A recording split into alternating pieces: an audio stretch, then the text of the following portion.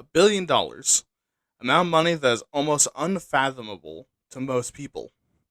An amount of money that is not just life changing, but bloodline changing. Amount of money with a single $1 billion that can keep your great grandchildren from ever having to work again. And yet, we have people in the world with hundreds of billions of dollars. People have more money than what a single person's entire bloodline could spend. And we have to ask, is this good? Is it bad? Or perhaps it's neither. Maybe the collection of billions of dollars says more about the system that allows it to happen than about the people who do it. Perhaps you can do it too. We talk about that and more on this bootstrapping episode of Why Aren't You Talking About This?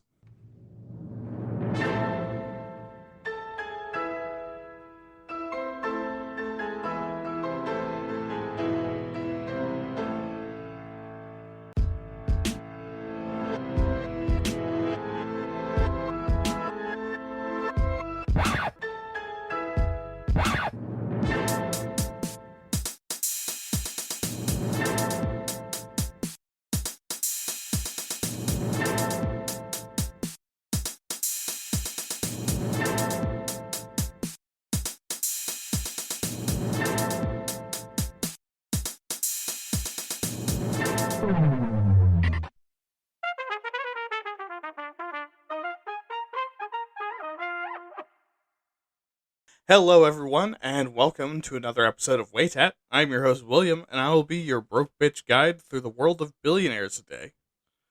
But before we get to that, I want to thank you for listening, no matter where you are in the world. It means everything to me, and I want to thank you so much. It means the world to have the show blowing through your brain like you question your least favorite owner of Twitter one too many times. Totally not saying that Elon has a gunman behind me right now, although I'm not too worried. I think he designed the gun, so there's a 50-50 chance it costs him half his wealth and doesn't go off. And make sure to send in episode suggestions, comments, and concerns to my email. DM me on what used to be the Bird app, and send in comments on YouTube. Also, give me some corrections. And also make sure to leave likes, comment, review, and follow whatever platforms you can find me on. Make sure, too, to keep downloading and streaming to make the happy numbers go up. And spread the word to all the people in your life that are justifiably worried about you. From your parents, to your significant other, to your friends, and their friends, and also the person in your friend group that's just there because they're dicking down or being dicked down by one of your friends, and they otherwise suck, just so they listen to this part to know you hate them. To that person, get fucked. Let's go to the show. Alright, so let's get talking about billionaires. First of all, what exactly is a billionaire? Put simply, it's someone with at least $1 billion of their native currency, but is more generally measured in either euros or dollars. And why is that? Well, because some currencies are so low in value compared to dollars that comparing a billionaire into the US to their currency doesn't really line up the lifestyles. However, this isn't in cash necessarily. Rather, this is the value of your net worth, which is the value of all the assets you own minus the cost of all your liabilities. Liabilities being debt, taxes, business and personal overhead, and hush money to your newly pregnant mistress. While assets would be cash and equivalents like gold, real estate, business, personal property, and company shares. So all you need to be a billionaire is that after all accounting, your entire economic portfolio is worth at least $1 billion. Which can come from either being incredibly cash wealthy or from owning like 3 properties worth several $100 million. And that's really the only consistent thing about billionaires. Because they come from basically any background with very little connecting them to other billionaires. Like how only about 30% of them have a college education, which is less than the national average college enrollment from 18 to 20. And only 15.5% of billionaires total have a degree in finance and economics, which is still the most common type of degree for them to have. And only 99 living billionaires have been produced on the top 10 universities in the country, compared to at least 21 produced from military service. So hopefully, that dispels a little bit of the dick sucking done on billionaires for them being highly educated and trustworthy sources of information. Sometimes that shit just happens to you. Oh, also, most billionaires don't even work in their field or in their field of study or interest when they became a billionaire, with exception of computer science, where all 12 computer science billionaires were working in the field when they started. And no, this doesn't mean you're likely to become a billionaire working that fast food job you're working. Most billionaires become billionaires during military service or sales. And at the higher end of these two, not just going from being a corporal to a billionaire. Or from selling like pocket watches at the mall to being a billionaire. You have to like get pretty high up there. But before we keep going, we need to get some context for these numbers we're talking about, because let's be honest, a billion is hard to imagine. So, firstly, in the context of money, 8 billionaires have the same amount of money as half of all the humans across the entire world. Which not only makes my violently socialist heart grow 3 sizes this day, but also is clearly a lot of inequality. Now, I know that some of you are thinking, well, suck it the fuck up, Buttercup, with your thick fucking ass that makes me feel things I'm uncomfortable with. Life ain't fair. Well, look, bud. One, sexuality is largely a social construct, and if you're attracted to something, that's no shame. But two, you're not on the billionaire's side. See, because in 2020, as the 95% poorest people in the world lost 38% of their wealth, the 62 richest people in the world increased their collective wealth by 500 billion. So yeah, life ain't fair, but that doesn't mean it's not also fucking you in the ass, and maybe we should do something about that. Anyways, let's also see how long it would take to make $1 billion.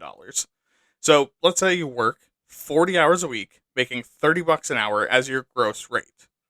Well, in 30 years, your gross income will be $1.7 million. Or your income after taxes will be $1.3 million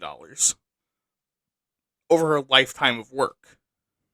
In order to make $1 billion in that same amount of time, you need to be taking home about $30,000 an hour, or live for 30,000 years, which is about as long as humanity has been around as the basic building blocks of civilization by current estimations. But if the money is a little bit too abstract or complicated for you, then we do also have some non-money examples.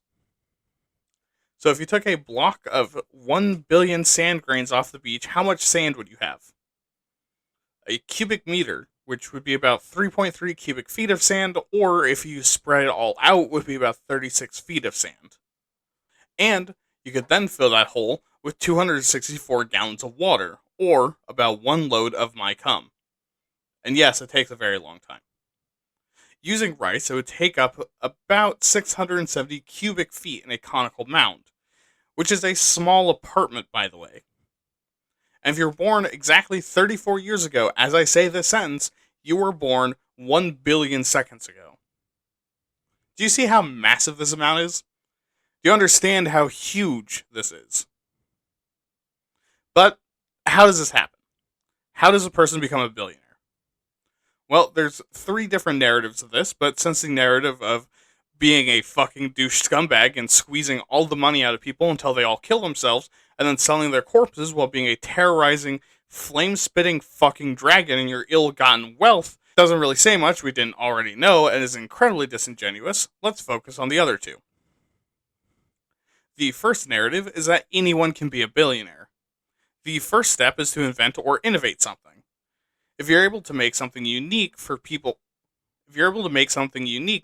like, or are able to innovate on something already there, then you can become a billionaire if you play your cards right. Or alternatively, you can write up contracts with people to invest in their businesses, trading your money for future shares. Or become an entrepreneur and work extremely hard, grinding yourself down to the bone. But regardless, this route advises you to continue learning and innovating, keeping an open mind, and keep an eye out for more ways to grow your wealth. They also say to not spend on flashy investments, like buying Twitter, or unnecessary extravagance, like buying Starbucks, you fucking brokey. Please ignore my fucking spaceship. Don't quit before you've made it, like gambling. Most gamblers give up right before their big break. And also have a couple of $1 million to start out with. Alternatively, the other narrative begins with three routes. Firstly, be born rich, like 30% of billionaires, and boom, you win. Secondly, be sexy and malicious enough to marry an old man whose boner is stronger than his sense, or alternatively, be sexy and lucky enough to marry someone who's a billionaire or about to be one. Or third, if you want to make the money yourself, you have to fight for it. And you'll never make enough money to be a billionaire. It's literally impossible. Instead, you have to own assets that could appreciate to $1 billion. So, own company stock, be in partnerships like hedge funds and licensing agreements, and own real estate. You need money to make money, though. And there's some things that can help with that. Like taking some serious time to invest. It will take a long time. Some people start this journey in their 30s and are on that grind set until they hit their 70s. But also, you need to be very lucky. You're in the right place at the right time, making the right choice in a barrage of seemingly right choices, and everything works out and the stars align and Shrek stares down upon all his children and gives you a single wink and a nod, then you might become a billionaire. Oh, also live in the US will increase your odds a lot because we are very friendly to the wealthy on the legal side. So, hopefully, as you can see, becoming a billionaire isn't exactly based on being a bootstrapping young man working your ass off every day a minimum wage job and paying for a gym membership for that alpha male build that will totally get you $1 billion. It's more having a high paying position already, saving and grinding constantly, investing in all the right things, and then maybe, just maybe, it'll work out. But it's also entirely unnecessary. Why? Well, because if you're in a place to be a billionaire, then you're already really well off and probably don't need the money. But before we go to the history, let's talk about where billionaires keep their money. And if you're under 50, which is only about 10% of all billionaires, by the way, they'll keep 3% of their money in real estate and luxuries, 16.7% in cash, 63.1% in public holdings, and 17.3% in private holdings. Public holdings being like public institutions and political donations, quote unquote. While private holdings is stuff like their own businesses. Between 50 and 70, about 48.2% of all billionaires, they keep the same amount in real estate, but keep 21.5% in cash, 40.4% in public holdings, and 35.1% in private holdings. And finally, if they're over 70, they have again about 3% in luxuries and real estate, 25.5% cash, 40.6% public holdings, and 30.8% private holdings. So, over the life cycle of the billionaire, they tend to reduce their holdings and get more cash, but also will slowly reduce their public holdings to the middle of their life cycle and increase their private holdings before dropping them both off in their old age. And now, it's time for the history. Alright, so we begin with the lifestyle of the rich and famous in ancient Greece and Egypt. Back in these days, the rich did all the expected rich people things, like indoor pools, incredibly expensive jewelry, expensive food like pomegranates and meat, and maybe not meat nowadays, and massive and weird parties like Eyes Wide Shut, or a practice that many did in ancient Egypt, where you wear perfumed blocks of animal fat to melt over your body during the party. What the fuck? Slavery, hunting for fun, incredibly comfortable, luxurious furniture, which at the time was just better quality stuff and not necessarily more comfortable, and also pushing the nation to war over selfish, hyper-masculine reasons. So, yeah, I mean, rich people have just always kind of been like that. Also, before 1 AD, we have one of the richest people in history, Marcus Licinius Crassus, who lived from 115 to 53 BC. And we say BC in this household, not because we believe in God, but because that's how I learned it, and I'm stubborn. He was the wealthiest person in the Roman Empire, and was the money man behind the triumvirate with Julius Caesar as the charisma and Pompey as the warrior. Also, if you're the Pompey in your friend group, run. Run away very fast. But how did Crassus make his money? Well, he had a private firefighting service to either charge and put out fires or buy the burned down property of people, and he also participated in the slave trade. Yeah, not a great person. But this kind of behavior and lifestyle remained basically the same until the Middle Ages, where the rich, much like everyone else, had it kind of rough. I mean, not as rough, but rougher than before or after. Why was that? Well, because society was largely organized around wealthy landowners, and these people had to not only suck it up and occasionally look outside and see a brokey, but also were were a lot more accessible to the people they ruled over, because one of their responsibilities was to protect them, so they were always close at hand. And also because they had to protect them and were suspiciously within crossbow range, they also had to look out for them while looking out for themselves and their own power, which is a fuck ton of stress. But the Middle Ages also brings us the richest human to have ever existed, Mansa Musa, whose reign over the Mali Empire in West Africa lasted from 1312 to 1337, and is believed to be the richest man ever. So rich, in fact, that he commonly caused hyperinflation everywhere he went, and adjusted for inflation, time, and estimated value of imperial holdings, gold trade, and salt trade, he would have around $400 billion. Unless you ask an expert, in this case an economic historian, which is not a thing that I knew existed. But if you ask one, then the real answer is literally inconceivable. And no, I don't mean ridiculously high. I mean the people who know what they're talking about value his wealth at such a high number that you literally cannot calculate it or even begin to understand it with our limited human brains. I mean, think about that. The economy of the world between 1312 and 1337 was larger than the economy of every period of time before and after combined, largely because of a single human being, because his wealth was so fucking immense. Anyways, moving on from that mindfuck, during the 16th century, the rich didn't pay nearly as much mind to us poors. Because in many parts of the world, they've become wealthier and wealthier, with less and less in common with us and more relative safety. Meaning that their assets were safer, and their people didn't need their protection, resulting in more emphasis on personal pursuits. And this continues onto the 18th century, where wealth continued to increase and land ownership became the main symbol of wealth. Because this is the age of mercantilism and colonization. Meaning, the wealthy were rich merchant investors with large swaths of international land. But by the 19th century, given the Industrial Revolution, a lot of colonies like the good old US of A, Canada, and Australia gaining independence, and also questions about cringe things like labor rights, the rich shift again. This time they become less political and more commercial, with many owning massive industrial businesses.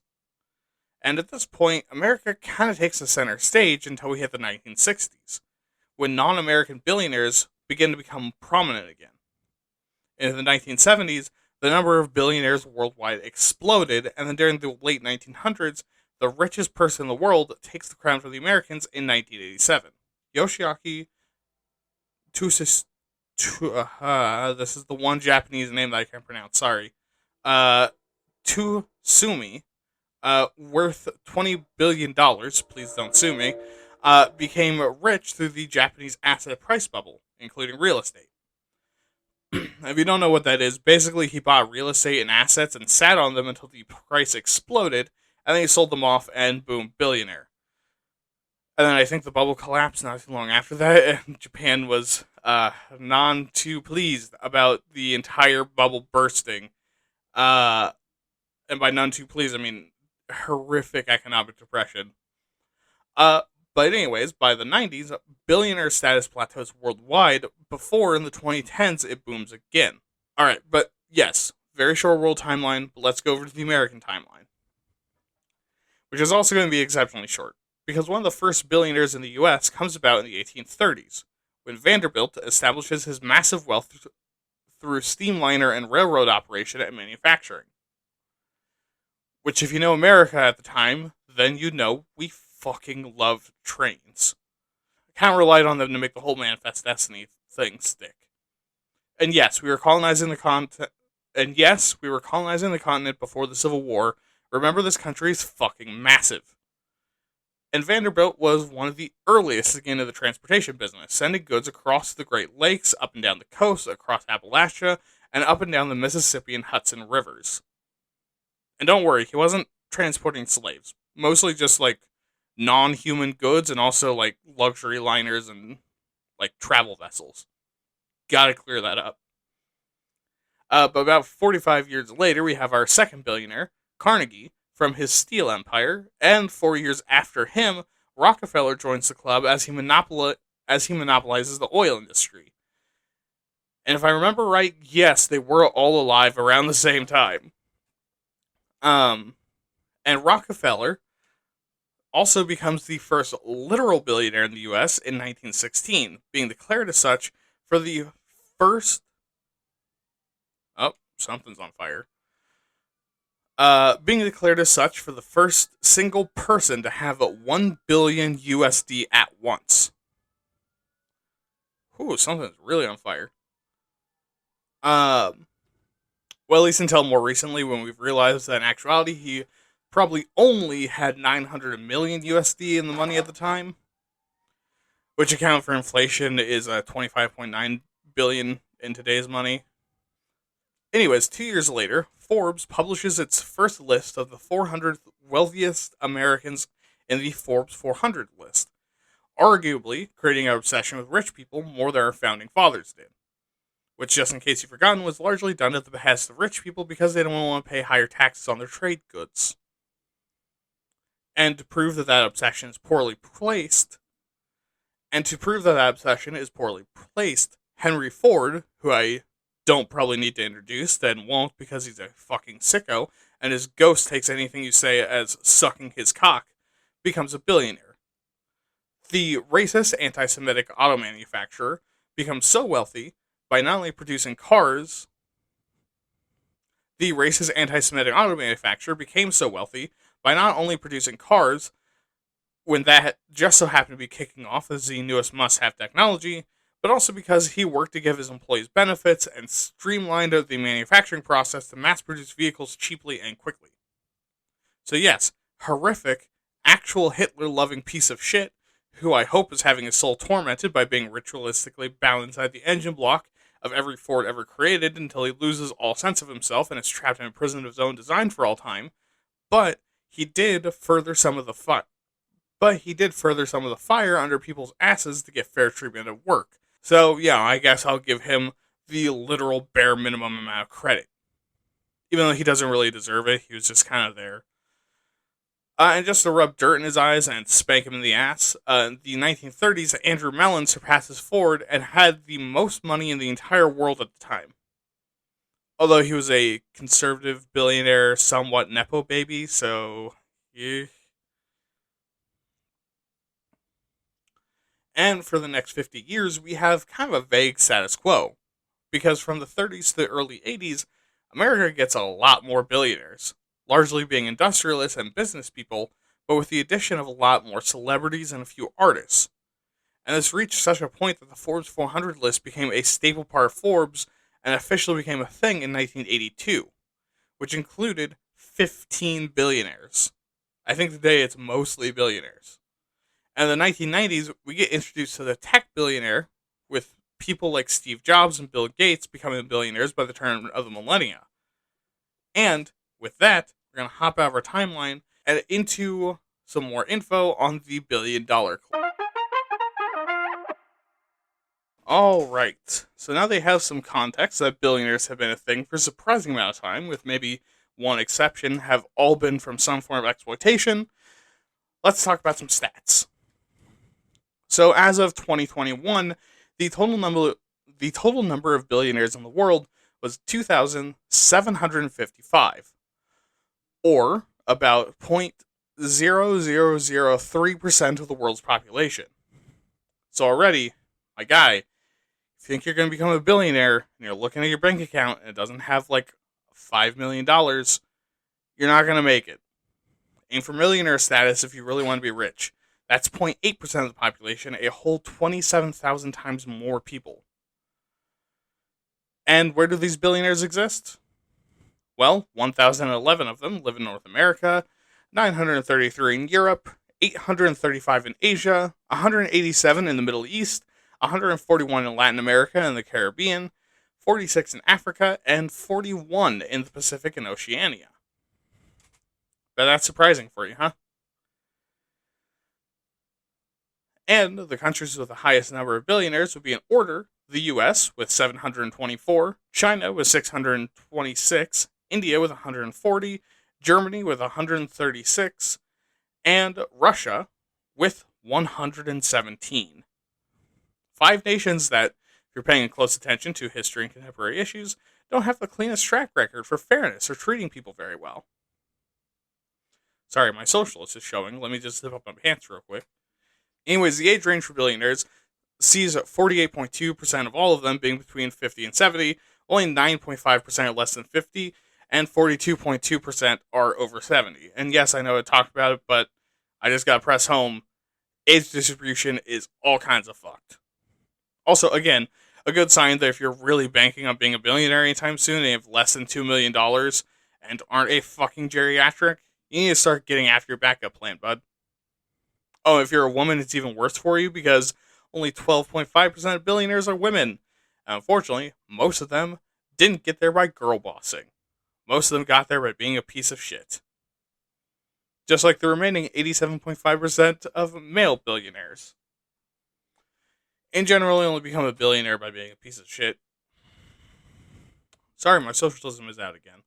But before we talk about what the fuck is wrong with these people, we do have the American genetic mandate of sucking them off. So let's do the top 10 billionaires as of December 2023.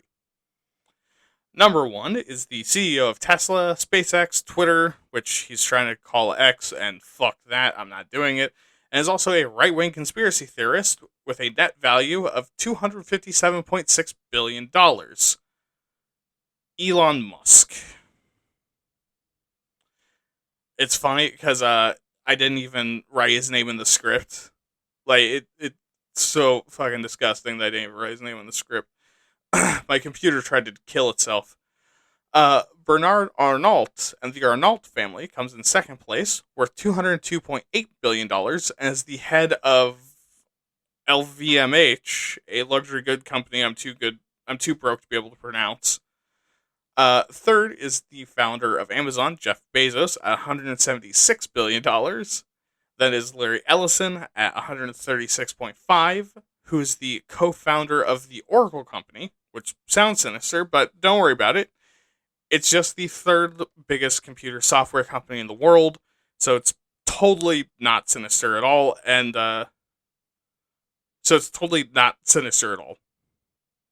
Also, this guy looks like if Tim Allen was from Florida or got dipped in the villain juice. In fifth is our favorite lizard, Mark Zuckerberg, with $124 billion, followed closely behind by Warren Buffett, who definitely doesn't look like he's almost always about to say something either sexist or racist or both, with $121.2 billion. Bill Gates, founder of Microsoft, and also someone who would be microchipping us if that technology was possible without it being very obvious, is next at $118.9 billion. Larry Page is just $4 billion from that, and is coming for some Gates booty with $114.9 billion, and is the co-founder of Google. At ninth is Microsoft co-founder Steve Ballmer, $111.5 billion, a man that makes me uncomfortable. Because he looks exactly like the kind of guy that'd be the villain in any show not about businessmen. And finally, at 10th place with $110.3 billion is Sergey Brin. And I don't know how I know how to pronounce this. It looks like Sergey. I know it's Sergey. But Sergey Brin is the other co-founder of Google that I'm pretty sure is exactly what boomers think of when they think of a millennial, but he's actually closer to their age because he's over 50. But now that we've gone through that list, tell me, besides the money, what do all these guys have in common? Yes, Good job. Gold star. They are indeed 50 plus white dudes that run very big, influential companies. Also, 9 of the 10 are American, and the same 9 of 10 also control massive sources of media. So rather than just me being plutophobic, let's talk about why these guys fucking suck. First of all, the pollution. So the top 1% of the wealthiest people on Earth, mind including every single billionaire, pollutes more than the bottom 66%. Which if you're a dick rider for Muskie Daddy, you must be trying to jump to his defense. But mind that basically all of these people fly private jets and generally don't drive because it's a lot faster and at times safer to take a plane. And planes use a lot of fuel. Added to the fact that most will travel all over the place to see the world, have meetings, and do speaking engagements, their pollution from that alone is insane. But in addition to that, most of their lifestyles use a lot of resources, even if they're relatively frugal. Because for someone at that level of wealth, they're not reusing things very often, making very expensive purchases, and if they didn't work for that money, are probably throwing out a lot of stuff that's still perfectly good to use because they'd rather just replace it.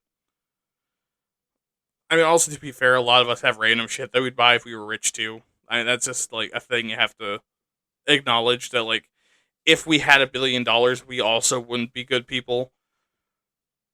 But when you compare all of that to the average lifestyle of someone poor from even somewhere like the US, which is a very rich country, it doesn't stack up. Yes, poor people in America, rural America especially, drive. But that's often to less than like a dozen consistent locations if you're lucky. Most Americans probably drive to maybe like 5 different places in a given week. Also, poor people tend to reuse things, even things that are meant to be one use. You know, like using old whipped cream containers as lunch boxes or leftover containers. Which I will say, even when you're not broke, don't fucking sleep on that. Whipped cream containers make really good leftover boxes. Just saying. It's nice and like condensed. It's round. You get like the nice like snappy pop. Like that's very satisfying to open with the dopamine. You know, the noise. Hey, just saying. If you're middle class, don't sleep on it. Also reduces your waste. Secondly, sorry, neurodivergence. For the first time in decades, income inequality worldwide is on the rise. But at the same time, since 2020, 2/3 of all the wealth produced by the entire fucking planet has gone to the 1%. But here's the deal. Billionaires and the wealthy don't spend like the poor. Poor people spend most of their money because they have to do hard work just to survive. So most of their money goes to paying bills, and then whatever pennies are left over go to not going fucking postal and killing everyone. But the ultra rich, if they stopped working altogether, they'd be fine. For life. Multiple lives, in fact. So they tend to conserve their money. So while the 99% produce the vast majority of their wealth, we all collectively only see 1/3 of it return, while most stays at the top.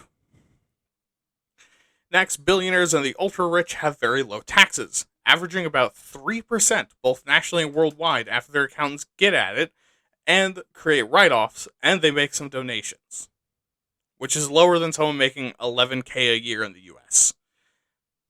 And this is dangerously low because it adds to the problem above.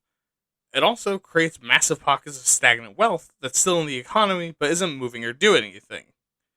If we increase taxes on billionaires by literally just 5% worldwide to a grand total of 8% of taxes, we'd lift 2 billion people, a quarter of the planet, out of poverty from just the social programs and economic policies that we already have in place, having the funding to operate. And mind, these are programs we complained about on the show before. The exact same programs, they're just barely stumbling along and clinging to life, being held together with duct tape and tacky jizz, could save 2 billion people if we just tax the billionaires. But that's never going to happen. Because billionaires have large sway in politics, science, art, and media because they have fuck off money. As in, fuck off into the netherworld if you don't stop talking, you fucking socialist. All these industries by themselves shouldn't have much money in them because they aren't about profit. Politics is about leading and rulership, science about knowledge, art about fulfillment, and media about culture and information. But because billionaires can and do fund these, they can basically dictate what exactly they do. And this is ignoring literal corruption and lobbying. Sorry about saying corruption twice. But taking all that aside, let's also be brutally honest. It's unfair. I know, it's kind of a meme for people to say leftists are just large children because we say it's not fair when we're jealous, but this is just honestly unfair. Billionaires only exist because the world isn't equitable and our system allows for personal prosperity, wealth, and yes, greed to override the simple common good of everyone.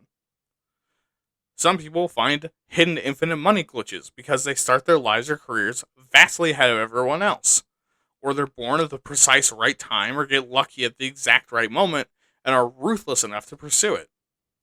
And it's especially unfair because not only is this allowed to happen under our system, but because 99.9997% of people don't even have the means available to them in their lifetime to achieve a single $1 billion. Is it the fault of billionaires to take advantage of the advantages and privileges they have? No. You should be taking full advantage of all of your advantages and privileges, just as much as you should also be using them for the common good of other people. And also, as long as they aren't trying to be evil about it, or trying to make up for the harm they cause after they learn about it, that should be fine. Is it the fault of billionaires that they become billionaires? I mean, not necessarily. It's not like it's something that happens on accident, but it's not necessarily their fault for trying. But should we let it happen? Fuck to the hell no. Because the path to getting $1 billion or more is so rarely ethical, and is usually so insanely unethical, immoral, sketchy, or manipulative, that it's hard to make a case for being a good guy and a billionaire. And that while yes, a lot of billionaires are philanthropic, mind that the millions they give a year is basically pocket change to them, and they're usually doing it for tax purposes. Which sure, money is money, but shitty do you have to threaten taxes to get good shit to happen. Especially because it's like usually not even like an amount that matters to them. It's usually, again, fucking pocket change. Okay, but finally, while billionaires are theoretically good for the economy, shut your fucking mouth, you delusional crypto bro. Well, yes, having billionaires should be bringing in a lot of money and economic action because you have people that can weather basically any economic conditions the world throws at them. And yes, billionaires do fund a lot of companies with their investments and innovations and inventions by just throwing money at people who know what the fuck they're doing. There's a lot more to it. See, while that's all true, it's also true that having too much wealth at the top of the pile does this silly little thing called inflation. Because as wealth is at the top and stagnant, you're essentially breaking the value of the dollar down into smaller and smaller chunks without giving anyone but the top more of them, which essentially reduces the resources of everyone but the people at the top. And if this happens long enough, the economy starts declining until it eventually breaks.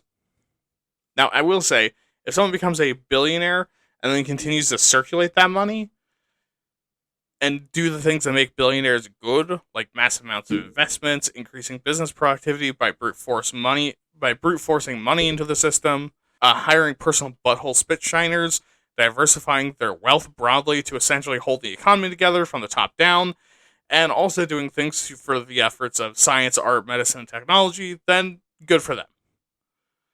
They've gotten off of my I'm going to fucking end you if the apocalypse happens list on my normal I'm vaguely seething that you're allowed to exist list. I have a lot of shit lists. But they maintain, gain, and grow their wealth through means like labor abuse, corruption, and lobbying, literal crimes, and fraud. They're too rich to get in trouble for. Literal crimes and fraud they're too rich to get in trouble for. Debt abuse, tax dodging, and money hoarding. Then they're harming the economy and are still on the first list I said. Good luck hiring a security team when all you can offer is worthless Benjamins, and I have an entire army of angry leftists and Redditors that know how to give over-the-pants handies and want to drag billionaires through the streets behind Mad Max war wagons.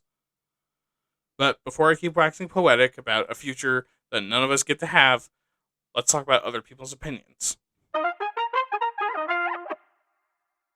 And here we are, where we collectively realize that most Americans are fucking idiots or are entirely on the right track, depending on your political affiliations.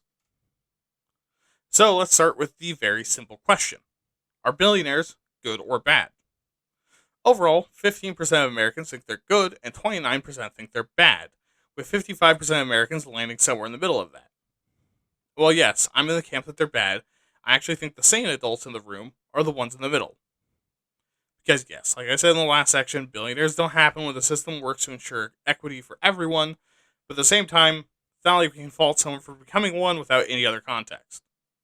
I'm just a leftist asshole. And interestingly, this doesn't change a whole lot when broken down by income.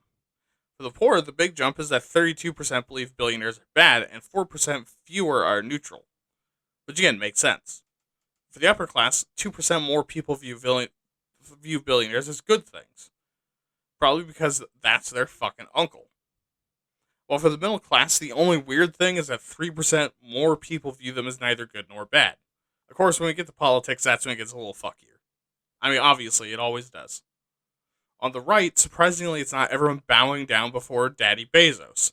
Instead, only 21% see them as being good things, and 64% see them as neutral.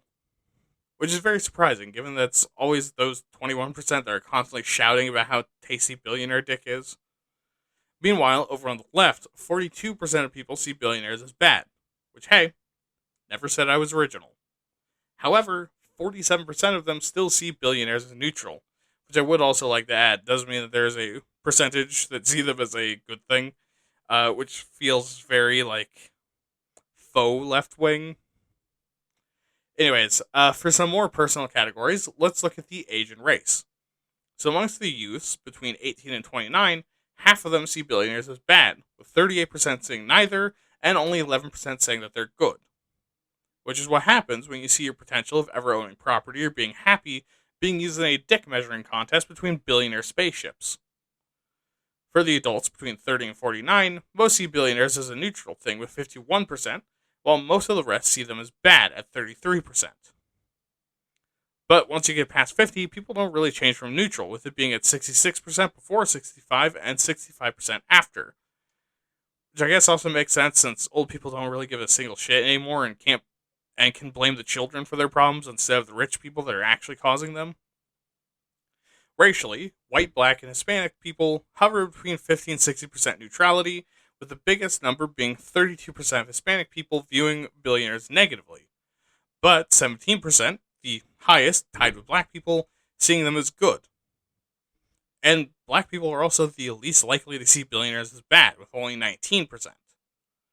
And then when you throw in the Asian population, only 46% consider them to be neutral, with 20% seeing billionaires as good and 34% considering them as bad. Which actually makes it like the most widely varied out of all of like the racial groups that were measured, which is interesting. But if you take all of this in consideration, you probably think that most Americans actually seem to not really give a shit about this. Which might make you start questioning everything you thought you knew about. Which might make you start questioning everything you thought you knew about Americans. But not so fast. Because 60% of Americans look up to and want to be a billionaire, while 44% believe that they can one day, and 39% listen to what billionaires have to say, while 35% say they pay their fair share. Which is that American wealth worship you've heard so much about, and that most people believe they're special and want to set themselves up well. However, most people are neutral on them in general. However, while most people are neutral on them in general, 70% of Americans think that billionaires have an obligation to better society. But the same percentage say that they are not doing that. And 58%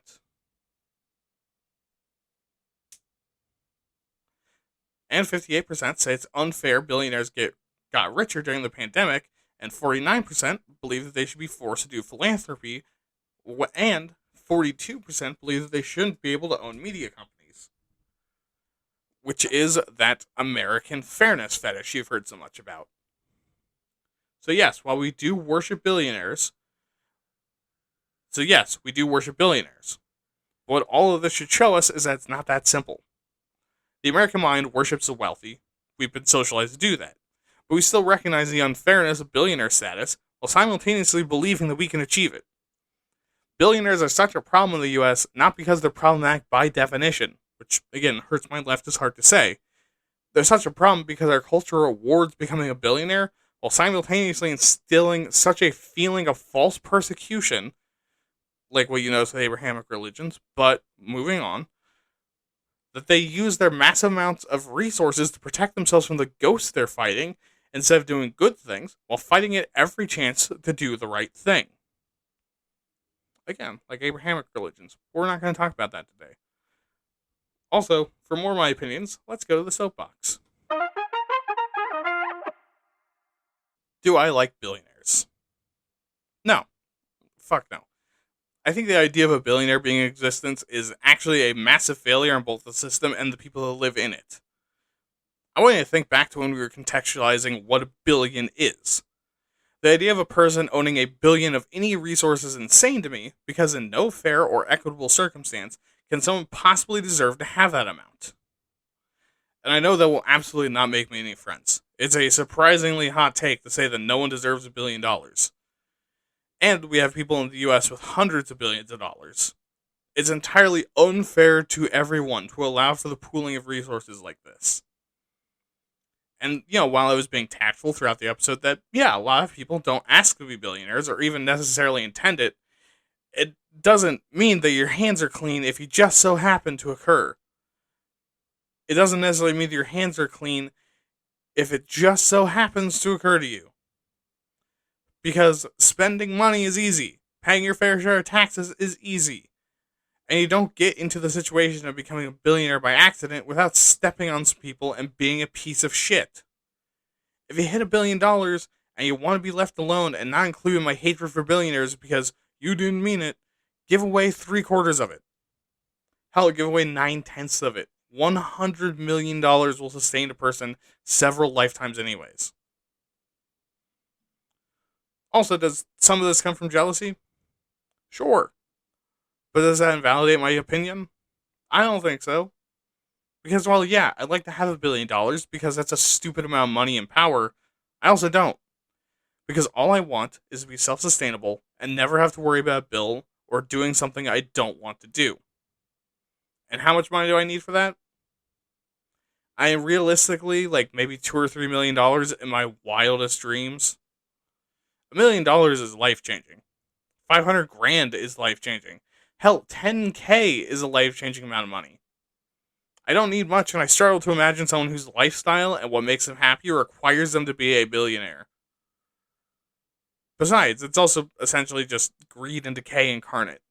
To have billions upon billions of dollars while the millions of people around you are starving in the street, laying claim over all that money because you, worked hard? So did they. They just didn't get lucky like you have. So should your luck mean that everyone else deserves their suffering? It's just immoral to think that you deserve even half of it. And besides, when the time comes and people have enough, are they going to skip your house because you donated your equivalent to 30 cents to your favorite university? To a charity that's actually a non-profit tax haven shell for billionaires that advertises feeding the poor? I don't know about you, but when that day comes when people just decide that they've had enough, I'd rather be the one knocking than the one in the ivory tower. A little bit of poetics to close it out there. But seriously, I'd rather be with everyone else when it's time to do some fucked up shit to rich people. Anyways, if you have opinions, advice on how to make the show better, why you hate billionaires, which billionaire you're giving that sloppy toppy to, and really anything else you want to tell me, make sure to email me at waytatpods@gmail.com. That is WAYTATPODS@gmail.com. Remember to check out my other podcast, Waytat Nerd, where I do basically the same thing, but with nerd topics like fantasy, sci-fi, role-playing games, etc., where I hope you like the topics just as much. And also remember to follow me on Twitter at waytat_pods for more episode announcements. Have a good night, don't murder, have fun, and remember, You reap what you sow, and if all you sow is greed, all you reap is guillotines. This has been Why Are You Talking About This? I've been your host, William. Good night.